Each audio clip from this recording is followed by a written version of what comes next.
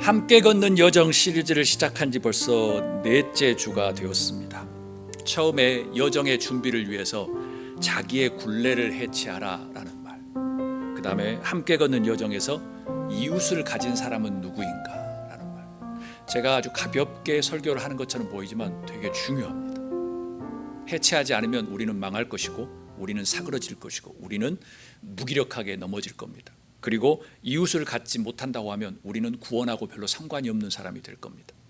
세 번째, 함께 성숙하는 여정, 영적 성숙을 여정을 함께 걸어가자. 영적 성숙이 없으면 우리는 항상 뭔가 나이를 들어 보이지만 영적인 아이, 그리고 진짜 성품으로도 어른아이처럼 살고 있는 사람들이 너무나도 많습니다. 자식한테는 좋은 일 하라고 하지만 나중에는 자식이 보지 않는 데는 아주 추잡한 일을 하는 어른들이 세상에 너무나도 많거든요. 오늘 본문 말씀은 동행하는 여정의 시간이라는 그런 어떤 시리즈 안에서 시작합니다. 본문 말씀은 누가복음 24장 13절에서 35절인데요. 우리가 흔히들 엠마오로 가는 두 제자라고 하는 제목으로 합니다. 그 유사한 말씀이 마가복음 16장에도 나오는데요. 내용은 이렇습니다. 제자들이 무서워서 다 숨었습니다. 예수님이 십자가에 돌아가셨으니까. 그런데 그 갈릴리의 시골 촌뜨기, 아주 촌에 살았던 그 여자 몇 분이 그 무덤에 찾아갑니다. 다들 잘났다고 하는 사람들은 다 숨었는데 그 무덤에 찾아가서 그 무덤에서 예수님의 시체가 없다는 것을, 그리고 천사를 만나보고 와서 제자들에게 이야기합니다. 그런데 제자들의 반응이 자다가 봉창 뚫는 소리 한다라는 반응이었습니다. 그게 마가복음 이야기입니다. 그런데 누가복음 24장에는 그 이야기와 함께 또 다른 말씀이 추가됩니다. 그 말씀이 우리가 읽었던 13절에서 17절 말씀입니다. 우리 사진 한번 보여주시길 바랍니다. 여기가 이태리고요, 여기가 그리스고, 그 다음에 저기 밑이 지금 우리 7교회 소아시아, 그리고 저 위에가 그 유명한 이스탄불입니다. 옛날 콘스탄티노플입니다. 그래서 지금 교회들마다 성지 순례를 많이 가는 지금 시즌입니다. 그래서 교회들마다 많이 가는데요. 저 이스탄불 제일 위에 있는 그 콘스탄티노플은 아주 중요한 도시입니다. 왜냐하면 로마가 330년 우리 기독교를 공인하고 난 다음에 이 대로마 제국의 수도를 콘스탄티노플, 이스탄불에 세웠습니다. 그래서 세계의 많은 사람들, 특히 유럽 사람들, 기독교의 모든 사람들은 콘스탄티노플, 이스탄불을 여행하기를 소망합니다. 그래서 그쪽에 있고요. 그 다음에 7교회가 있고 저기 밑에 지금 이스라엘이 있습니다. 그 다음 사진요. 그래서 이 이스라엘에서 지금 엠마오로 내려가는데요. 여기에 지금 오늘 내용이 있습니다. 25리 정도, 10km 정도입니다. 아마 우리 달리기 하신 분들이 10km 정도는 뛰어가실 수 있는 거리죠. 오늘 말씀 중에 그들 중에 둘이라고 표현했습니다. 그들 중에 둘이라는 것은 뭐죠? 예루살렘에 모여있던 제자들 중에 2명이었습니다. 그리고 서로 이야기를 하면서 갔습니다. 어떤 이야기였냐면 예수님의 고난과 죽음과 부활이라고 말했는데 얼토당토 없는 소리라고 지금 생각한 거예요. 왜요? 마리아와 몇몇 여인들이 이야기했는데 저쪽 헛것을 본 거야, 귀신을 본 거야, 정신이 없는 거야 라고 생각하고 지금 내려가고 있는 거예요. 그리고 예수께서 가까이 이르러 그들과 동행했다고 말합니다. 예수님께서 그들과 동행하기 위해서 옆에서 슬쩍 붙어서 갑니다. 하지만 두 제자들이 눈이 어두워져서 누구인지를 알아보지 못했다고 말합니다. 이 일을 통해서 우리가 발견할 수 있는 것은 뭐냐면 사람은 눈이 어두워질 수 있다는 거예요. 이 성서에 나오잖아요. 이 두 제자가 눈이 어두워져서 예수님이 슬쩍 같이 동행을 하는데 예수님을 못 알아봤다고 하는 거예요. 이것은 우리도 살면서 눈이 어두워질 수 있다는 거예요. 그래서 눈이 어두워질 것 같으면 귀를 열어야 돼요.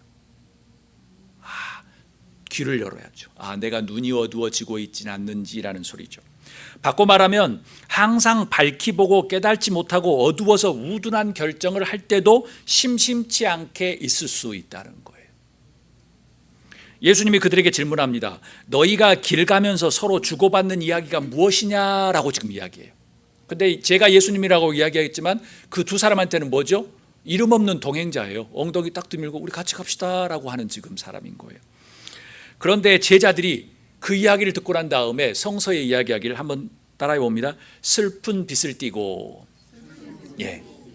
무슨 이야기를 하십니까? 라고 하니까 그 사람들이 슬픈 빛을 띄었다는 거예요. 그것은 무슨 말이죠? 지금 소망을 잃어버렸다. 나는 지금 자포자기 상태다. 나는 희망이 없다라는 것이죠. 이런 표현이에요. 여러분은 두 제자와 예수님의 동행을 보면서 어떤 생각이 드십니까? 이 지금 상황. 황폐한 길 속에서 둘이서 가는데 예수님이 슬쩍 끼어들어서 그 사람들이 오매불망하던 예수님인데 예수님을 몰라. 그런데 무슨 이야기를 하십니까? 하니까 두 제자가 이런 모습인 거예요. 그래서 18절부터는 글로바라고 하는 한 제자가 그 무명의 동행자에게 설명을 하는 장면이 나옵니다. 그는 그 동행자를 향하여 이렇게 이야기합니다. 예루살렘에서 일어난 그 엄청난 빅뉴스를 혼자 모르고 있단 말이요 라고 이야기하는 거예요. 당신 귀가 있는 거예요 지금? 라고 말하는 거예요. 그러면서 갸우뚱했겠죠. 정신이 없는 사람이구만. 감각이 없는 사람이구만. 감각은 누가 없었죠? 세상에는 이런 아주 이상한 일들이 많이 벌어집니다. 19절에 예수님께서 그들에게 물으십니다. 예수님은 아시면서도, 자기가 본인이면서도 무슨 일인데요? 나사렛 예수에 관한 일인데요, 그는 하나님과 모든 백성 앞에서 행동과 말씀에 힘이 있는 예언자입니다 라고 말해요. 20절 우리 한 목소리 읽도록 하겠습니다. 그런데 우리의 대제사장들과 지도자들이 그를 넘겨주어서 사형 선고를 받게 하고 십자가에 못 박아 죽였습니다. 이 사람들이 이야기하는 거예요. 여기서 특이한 점이 있습니다. 우리의 대제사장과 지도자들이. 제가 여러분들한테 말씀드렸잖아요. 이 사람들은 존경받는 사람이라고. 벌써 이야기하잖아요. 우리의 대제사장과 지도자들이 그를 넘겨줘서 사형 선고를 받게 하고 십자가에 못 박혀 죽었습니다. 풀이 죽은 투로 이야기하는 거죠. 당시 대제사장들과 그 다음에 지도자들, 서기관들은 존경받는 사람이었어요. 자기 아들이 태어나면 그렇게 되기를 바랬어요. 그런데 예수님은 이 회칠한 무덤과 같은 놈들이라고 이야기했죠. 세상을 잘 보셔야 합니다. 잘못 보면 고무다리 긁는 수가 있습니다. 그것은 너무나도 현실적인 말이죠. 21절 말씀 한 목소리 읽도록 하겠습니다. 우리는 그분이야말로 이스라엘을 구원하실 분이라는 것을 알고서 그분에게 소망을 걸고 있었던 것입니다. 그뿐만 아니라 그런 일이 있은 지 벌써 사흘이 되었는데, 제자들도 무리들과 함께 예수님이 이스라엘을 구원하실 분이라는 소망을 걸고 따랐다는 사실을 알 수 있었습니다. 이 사람들이 소망을 걸었던 게 맞는 것이었구나 알 수 있었어요. 그들은 모든 것을 걸었어요. 연금이 나오는 것도 아니었을 텐데, 은퇴한 것도 아니었을 텐데, 삶을 내려놓고 따랐으니 오죽했을까요? 당연히 망연자실했겠지요. 스승을 따르던 제자들과 무리들이 참 멋지다는 생각을 해봅니다. 아마 지금 세상에 우리 양육가정 시작해 봅시다 라고 하면 일주일에 그 시간을 어떻게 해? 라고 하는 사람도 있을 텐데, 그 시골 촌에서 갈릴리에서 고기 잡던 사람들이 예수님이라는 사람이 나타났다는 가운데 번번이 먹을 것도 없는 100여 년 전 한국 보릿고개, 남자들 담배 뜨뜨뜨뜨 먹고 여자들 그냥 옷 다 해가지고 가서 빨래하고 이런 시절인데 2000년 전에 정말 먹을 것도 없는 그런 상황에 예수님을 따라갔다는 것은 소망을 걸었다는 거 아니에요. 목숨을 걸었다는 거 아니에요. 왜요? 자기들의 삶에 희망이 없으니까. 거기서 사나 따르다가 죽느나 똑같으니까. 여러분, 해가 지지 않는 영국이었지만 200년 전에 영국에 집이 없는 사람들이 너무나도 많았습니다. 소작농들이었어요. 거의 3분의 2가 자기 이름으로 집을 가지고 있지 않았어요. 그게 세계의 현실이었어요. 지금도 미국 이외에 다른 데는 엄청나겠지만요. 스승을 따르던 제자들과 무리들이 부럽기도 해요. 왜요? 저런 결기가 우리 교회에 있어야지 않을까. 교회가 아니라 나에게도 있어야지 않을까라는 생각을 해보아요. 22절에서 24절 그들이 소상하게 이야기합니다.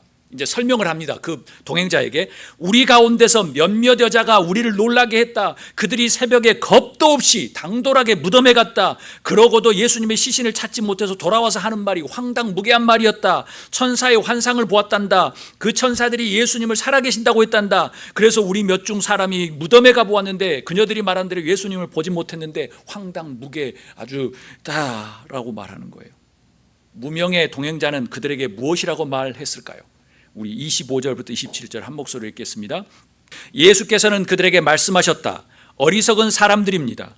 예언자들이 말한 모든 것을 믿는 마음이 그렇게도 무디니 말입니다. 그리스도가 마땅히 이런 고난을 겪고서 자기 영광에 올라 들어가야 할지 않겠습니까? 그리고 예수께서는 모세와 모든 예언자들에게부터 시작하여 성경 전체에서 자기에 관하여 써놓은 일을 그들에게 설명하여 주셨다라는 표현. 예수님이 왜 어리석은 사람들이라고 했을까요? 말하잖아요. 예언자들의 모든 것을 믿는 마음이 무디어졌다는 거죠.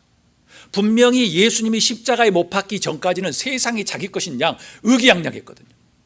그런데 갑자기 군중이 예수님을 죽이고 난 다음에 쑥 들어가게 되고 예수님이 말씀하셨던 것이 더 무디어졌다는 거예요. 예수님에 대한 예언이죠. 예수님에 대한 메시아였죠. 마땅히 그리스도는 고난을 겪어서 자기 영광에 들어가는 것을 이미 알고 있지 않습니까? 라고 말하는 것은 예수님이 제자들에게 말씀하셨거든요. 내가 고난을 받을 것이다 라고 계속 말씀하셨거든요. 그리고 그들은 자손 대대로부터 뭔가 번제를 통해서 하나님 앞에 예배하는 것들, 희생에 대한 것들을 다 알고 있었거든요. 그런데 갑자기 예수님이 유명해지고 뭔가 개혁을 한다고 생각 가운데 정치적인 생각들이, 성공주의적인 생각들이 들어오면서 까맣게 잊어버린 거예요. 예수님은 뭐라고 이야기해요? 무디어졌다라고 표현합니다. 자기 영광이라고 표현하는 것은 이거였죠. 고난과 십자가의 죽음, 부활이에요. 근데 역설적이지 않습니까? 예수님은 자기 영광이라고 했는데 우리 제자들이 보기에는 처참한 패배였어요. 지금도 교회는 높아지고 능력이 있어야 했다고 생각하는데 원래 교회의 시작은 그게 아니에요. 십자가의 고난과 십자가의 죽음과 부활이에요. 여러분은 말씀, 예언에 무딘 사람입니까? 아니면 조금 더 예민한 사람입니까? 여러분은 하나님 말씀에 대해서 무딘 사람입니까? 아니면 예민한 사람입니까? 아니면 고난은 싫고 세상의 영광만을 취하는 사람입니까? 우리 다 함께 28절에서 30절 말씀 우리 한 목소리 읽도록 하겠습니다. 그 두 길소는 자기들이 가려고 하는 마을에 가까이 이르렀다. 그런데 예수께서는 더 멀리 가는 척 하셨다. 그러자 그들은 예수를 만류하며 말하였다. 저녁 때가 되고 날이 이미 저물었으니 우리 집에 묵으십시오. 예수께서 그들의 집에 묵으려고 들어가셨다. 그리고 그들과 함께 음식을 잡수시려고 앉으셨을 때 예수께서 빵을 들어서 축복하시고 떼어서 그들에게 주셨다. 여러분들 이 말씀을 읽으면서 궁금한 점이 없으신가요? 성경은 어찌 보면 한 줄로 다 적어놓기도 하지만 아주 흥미로운 점이 있어요. 여기 궁금한 점은 뭐냐면 왜 예수님이 더 멀리 가는 척을 하셨을까요?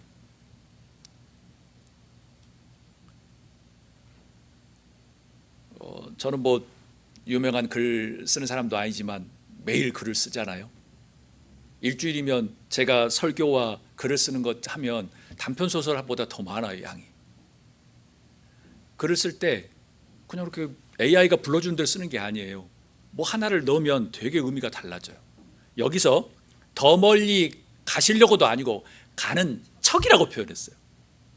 왜 그러셨을까? 그런데 제자들이 예수님을 만류했어요. 예수님이 아니에요, 지금. 그냥 동행자예요. 이름 모를 동행자. 그러면서 뭐라고 이야기하죠? 아니, 저녁 때가 되고 날이 어두워졌는데 우리 집에서 묵으십시오라고 표현합니다. 저는 이런 생각을 해보았습니다. 제자들이 어떻게 반응하는가 테스트를 해본 거예요. 그러는 척. 우리 그러잖아요. 우리 한국 사람 너무 잘하잖아요. 솔직하지 않은 경우면서 예의상 밥 먹어 그럼 아이 배불러요. 속에서 꼬르륵 가면서 옛날 어른들은 그래도 양반 체면에 밥은 못 먹으면서 속이 꼬르륵 하면서 이쑤시개로 어유 고기 먹은 것처럼 뭐 그걸 비하하는 게 아니고요. 지금 그런 거예요. 예수님은 같이 가서 그 사람들을 도우고 싶거나 뭔가 이야기를 하고 싶은데 멀리 가는 척 했다는 거예요. 어떤 시험일까요? 이거예요. 함께 동행하려는 마음가짐이 있는지, 함께 가려고 하는 마음가짐, 챙김이 있는지, 긍휼이 있는지를 지금 테스트한 거예요. 그 척이란 말 하나에 엄청난 그 사람의 인생이 어떻게 살고 있었는가를 지금 보여주는 거예요. 때론 놓치기도 하겠지만 그들이 예수님과 음식을 먹으려고 할 때 예수님께서 그 음식을 축복해 주시고 나눠주셨습니다. 이 말씀에서 강하게 다가오는 깨달음은 이거예요. 진정한 동행이란 무엇인가라는 거죠. 우리 한 목소리로 읽도록 하겠습니다. 동행은 함께 걷고 먹고 쉬고 축복하는 것이다. 이름 모를 동행자였지만 그 사람들에게 테스팅을 했는데 그 사람들이 확 걸려든 거죠. 예수님이 얼마나 좋으셨을까요? 이야, 내가 가르친 게 헛고생이 아니구나. 동행은 함께 걷고 먹고 쉬고 축복하는 것입니다. 함께 신앙의 여정을 걸어간다고 하는 우리에게 예수님이 이제 그 다음에 정답을 보여주십니다. 뭐라고요? 31절에서 32절 우리 한 목소리 읽도록 하겠습니다. 그제서야 그들의 눈이 열려서 예수를 알아보았다. 그러나 한순간에 예수께서는 그들에게서 사라지셨다. 그들은 서로 말하였다. 길에서 그분이 우리에게 말씀하시고 성경을 풀이하여 주실 때 우리의 마음이 우리 속에서 뜨거워지지 않았습니까? 때가 되었는지 두 제자의 눈이 열렸습니다. 예수님을 알아보았지만 예수님은 사라지셨습니다. 그들은 서로 말합니다. 너무나도 멋진 표현이에요. 우리의 마음이 뜨거워지지 않았습니까? 이것이 동행이 가져다준 즐거움이고 기쁨이에요. 함께 걷는 여정의 행복이죠. 서로 용기를 주고 주고받는 동행, 둘의 영적 회복도 동행에서 비롯된 겁니다. 동행의 즐거움과 회복을 누리시는 여러분이 되기를 주의 이름으로 축복합니다. 동행의 즐거움은 여기서 멈추지 않습니다. 그 다음에 제자들이 바뀌기 시작합니다. 33절부터 35절 한 목소리로 읽습니다. 그들이 곧바로 일어나서 예루살렘에 올라와서 보니 11제자와 또 그들과 함께 있던 사람들이 모여 있었고 모두들 주님께서 확실히 살아나시고 시몬에게 나타나셨다 하고 말하고 있었다. 그래서 그 두 사람도 길에서 겪은 일과 빵을 떼실 때 비로소 그를 알아보게 된 일을 이야기하였다. 아멘.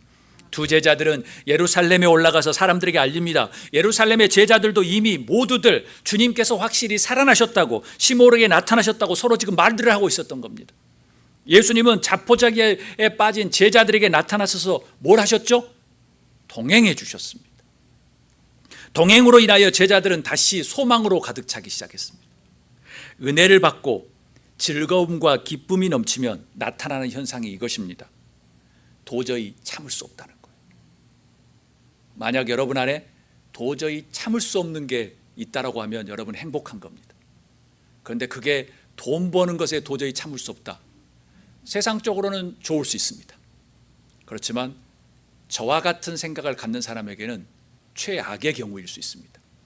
나중에 바닥치면서 후회할 수 있는 거죠. 왜요? 돈이 우리에게 정말 중요합니다. 그렇지만 그것만 쫓다가는 돈이 가진 속성은 사람을 또 눈이 어둡게 하기 때문이에요. 그렇지만 밸런스를 가지고 있다라고 생각하면 좋은 겁니다. 그런데 신앙 안에서 보면 그것도 100점은 아닙니다. 왜요? 많이 5달란트를 주면 일을 더 많이 해야 합니다. 그래서 적게 가진 사람은 머리는 이만큼 굴리면서 적게 하는 게 아니고요. 그게 전부인 겁니다. 그래서 적게 해도 되는 거예요. 근데 많이 가진 사람이 머리를 굴려가지고 이 정도만 일을 하면 하나님은 아주 민감하게 하십니다. 그래서 제가 말씀드렸잖아요. 우리 제사장들과 그분들이라고 표현했잖아요. 그런데 예수님은 그 사람들을 보고 좋게 이야기하는 경우가 단 한 번도 성서에 나오지 않습니다. 우리가 보기에 무시했던 아주 무시했던 정말 거렁뱅이 같은 사람들에게도 예수님은 칭찬하시고 내 기도 제목이 뭐냐 내가 응답해 줄게 내가 너에게도 아무 말도 안 하겠다라고 해주셨지만 정말 그 사람들에게는 단 하나의 인정도 없이 예수님은 쫙 가져줬습니다. 그것은 변함없는 성경의 진리입니다.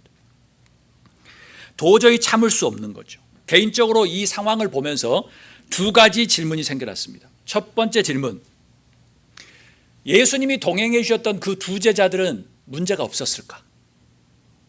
두 번째 질문,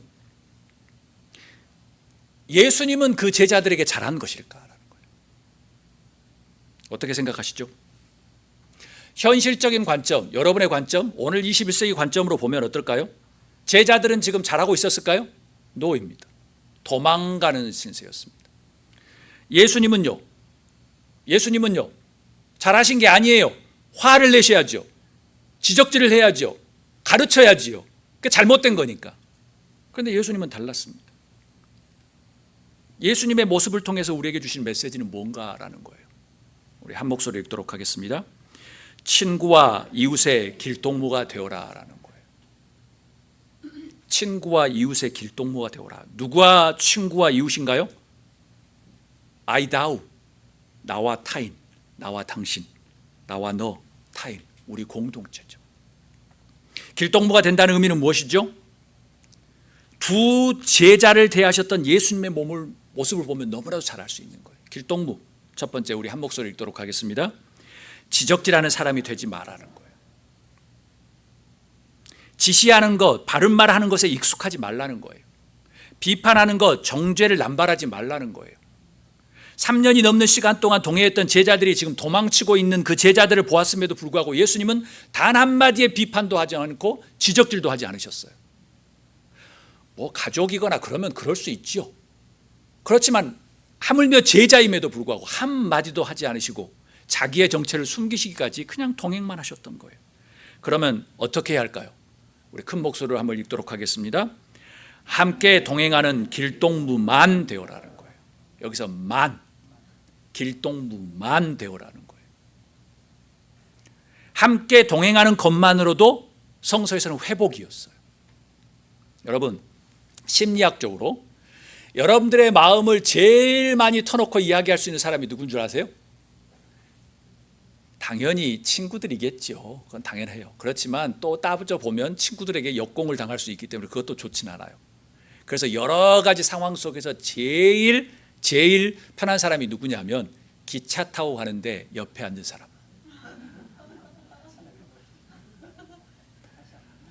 여러 마디 자기 있는 속 이야기 다 해놓고 나중에 끝나면 빠이빠이. 그때가 제일 편한 거예요. 제가 이렇게 말씀드린 건 뭐냐면 예수님께서 이 모범으로 보여주시는 것은 특별히 관계가 돼서 여러 가지 뭘 해야 되는 입장이 아니면, 직장이나 뭐 다른 것들 아니면 그냥 함께 동행하는 길동무만 되어주면 된다는 거예요. 제가 말씀드렸잖아요. 왜 지금도 체인처럼 이어지는 프리허그를 온 세계 명동 사거리 안에서 그런 걸 하고 있을까요? 아무 말도 필요 없어요.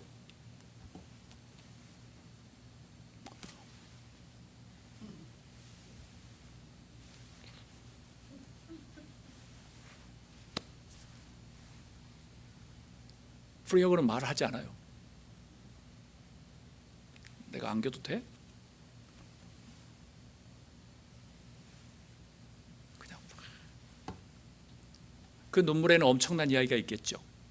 방금 전에 해고를 당하고 올 수도 있고, 사랑하는 사람과 헤어질 수도 있고, 자기의 부모님이 돌아가셨다는 문자를 받았을 수도 있고, 누구도 모를 일이죠. 그냥 길동무만 되어주면 되는 거예요. 예수님이 보여주셨잖아요. 길동무로서 신앙인의 마음가짐은 어때야 할까? 우리 또 한 목소리로 읽도록 하겠습니다. 공감, 헤아림, 기다림, 마음을 가지라는 거예요. 공감할 줄 알아야 돼요. 예수님은 제자들을 나무라지 않았어요. 단디 제자들의 넋두리만 들어줬죠. 친절하게 기억나도록 그냥 동행만 하신 거예요. 헤아릴 줄 알아야 돼요. 사실을 파헤쳐서 비판하지 않고, 당연히 법적인 문제나 뭐 정치적인 문제나 사회적인 문제는 그럴 수 있죠. 그렇지만 인간적인 문제들 있잖아요. 서로의 친구들의 모임, 교회의 모임, 그것은 돈을 위한 게 아니잖아요. 권력에 대한 게 아니잖아요. 그럴 때는 막 사실을 파헤치려고 비판하는 것이 아니라 대신에 그럴 수밖에 없는 상황과 그들의 마음을 헤아리는 게 중요해요. 교회는 법원이 아니에요. 정치 집단도 아니에요. 동창회도 아니고 누가 뭐 회장 선거를 위해서 하는 것도 아니에요. 교회는 예배하는 공동체고 서로 위로하는 공동체고 기도하는 공동체예요. 교회는 헤아림의 공동체예요. 하나님의 은혜로 구원을 받은 우리들이 뭘 논하겠습니까? 당연히 서로 토닥이면서 서로 위로하고 헤아림이죠. 세 번째는 기다릴 줄 알아야 돼요. 왜요? 모든 것은 때가 있으니까. 어떤 사람은 공부를 잘해서 인생을 빨리 갈 수 있어요. 나중에 어떤 사람들은 50이 돼서 아이고 공부를 내가 안 했네 하면서 50이 넘어서 돌아오는 사람도 있어요. 제가 공부할 때, 대학원 가서 공부할 때요, 저의 나이가 중간이었어요. 교수 은퇴하고 오신 분도 있고요, 변호사 하다가 오신 분도 있고요, 그 다음에 학교 교사 은퇴하고 오신 분도 있었어요. 무슨 말이냐면 인생을 살다 보니까 내가 하고 싶은 게 그때 못했던 게 후회스러워서 오는 사람도 있다는 거예요. 때를 기다리라는 거죠. 내 스피드로 생각하면 안 돼요. 자기는 람보르기니를 몰고 있는데 저기에 지금 트럭 몰고 오는 사람한테서 왜 이 속도로 안 오냐고 계속 이야기하면 안 된다는 거예요. 그러다 람보르니 몰고 가다가 사고 나면 어떻게 하려고. 자기마다 속도가 있다는 거죠. 그래서 기다릴 줄 알아야 되는 거예요. 급하게 바꾸거나 잘못을 알도록 만들려고 해서는 안 되는 거예요. 생각이 다르니까. 예수님은 단지 동행하시며 이야기를 듣고 기억나게 하시고 음식이 왔을 때 뭘 하셨죠? 예전에 하셨던 것처럼 축복을 해줬어요. 그런데 갑자기 그들의 눈이 확 열린 거예요. 말씀을 마칩니다. 세상의 성공은 앞서가라고 해요. 지시를 해야 한다고 해요. 여러분들 생각에는 그럴 거예요. 막 뭔가 세상에 크고 잘 나가는 것이 전부 다 생각이라고 들을 거예요. 근데 저와 같은 사람은 그게 관심이 없다는 거예요. 이만큼 가진 사람인데 저하고 같이 공부했던 저의 디렉터예요. 변호사예요. 65이 넘으셨어요. 그분의 새로운 일이 뭔지 아세요? 스페인의 산티아고 디렉터예요. 디렉터가 아니라 코디네이터예요. 가족들 잘 살아요. 그런데 그 길을 걸어요. 사람들에게. 세상을 다르게 살려고 하는 사람들이 이 세상에 너무나도 많다고 이야기하는 거예요. 세상의 성공은 계속 우리를 앞서가라고 계속 이야기할 거예요. 지시를 해야 된다고 말해요. 하지만 예수님은 낙심하고 뒤처진 사람들의 동행자가 되어주셨어요. 예수님은 여러분의 동행자라고 이야기하는 거죠. 너무 막 급하게 앞만 보고 뛰어가지 마세요. 예수님은 내가 너하고 함께 가고 싶다. 내 이야기 듣고 싶어. 들려줘. 내가 너와 함께 갈게 라고 말씀하시는 겁니다. 함께 걸어가는 동행자예요. 길동무세요. 성공을 쫓았던 제자들은 모두 떠났지만 예수님은 동행으로 그들을 다시 일으키셨죠. 그런데 이전의 모습이 아니었죠. 그들도 예수님처럼 고통받는 사람들, 어려운 사람들, 힘들어하는 사람의 길동무가 되었습니다. 그들은 서로 흩어져서 기꺼이 현지 사람들을 위해서 목숨을 드렸죠. 그래서 도마는 인도까지 간 거예요. 지시자, 리더, 권위자가 아니라 스승 예수님을 따라 길동무가 되는 여러분과 제가 될 수 있기를 주님으로 축복합니다. 사회적인 것은 다를 수 있어요. 그렇지만 우리가 인간 대 인간의 모습, 교회의 공동체 모습, 가족의 모습, 그런 사람들한테는 우리 예수님의 모험처럼 길동무가 되었으면 좋겠습니다. 그래야지 그 사람도 살고 나도 살고 신앙도 완성이 됩니다. 여러분도 예수님처럼 친구와 이웃의 길동무가 되어지기를 주님으로 축복합니다. 함께 동행하는 여정에서 우리 서로 신앙의 길동무가 되어지기를 소망합니다. 여러분이 저에게 길동무입니다. 그리고 제가 여러분의 길동무가 되도록 하겠습니다. 그게 예수님께서 원하시는 삶입니다.